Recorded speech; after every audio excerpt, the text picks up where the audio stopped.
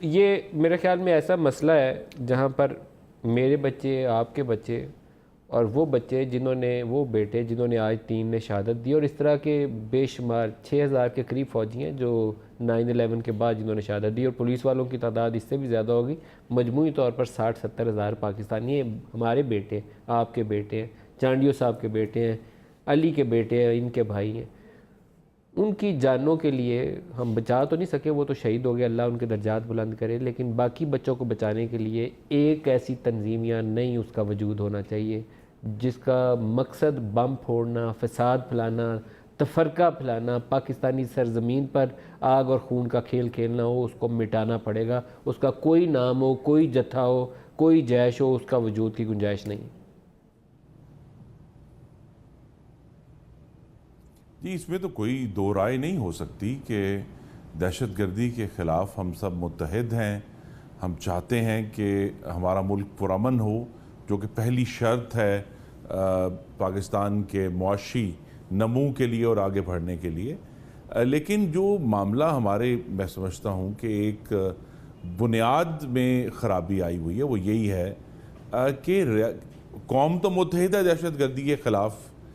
کیا ریاست پاکستان جو ہے وہ متحد نہیں رہی، اور وقتاً فوقتاً جو ہے ایسے گروپس تھے جس کا ذکر بھی اب بارہا ہو چکا ہے۔ آرمی چیف بھی اب میونک سیکیورٹی کانفرنس میں 2 سال پہلے، 1 سال پہلے جو ہے جب تشریف لے گئے تھے تو انہوں نے وہاں بات کی تھی کہ 40 سال پہلے ایک فیصلہ کیا گیا۔ لیکن ہمیں اب یہ معاملہ درپیش ہے کہ دنیا میں ہماری کریڈیبلٹی جو ریاست کی ہے اس معاملے سے ڈیل کرنے میں،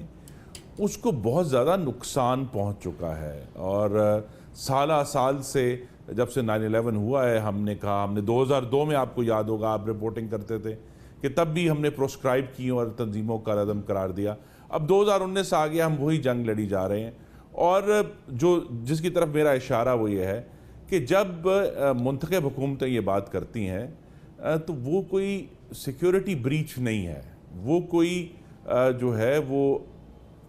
ریاست پاکستان کے جو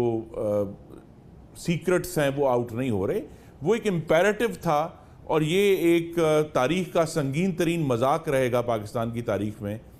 کہ جس چیز کو ڈان لیکس بنا کر پیش کیا گیا اکتوبر 2016 میں، ٹھیک 2.5 سال بعد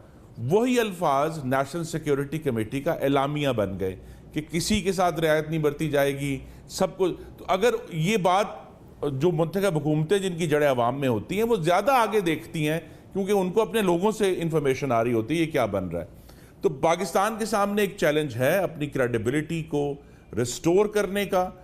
ہم اس کے اوپر جو ہے بارہا بات بھی کر چکے ہیں کہ پاکستان کا جو قانونی نظام ہے اس میں اگر کوئی کمی ہے لیجسلیشن کی، وہ پوری کر کے ہمیں دنیا کو یہ بتانا ہے کہ ہم سنجیدہ ہیں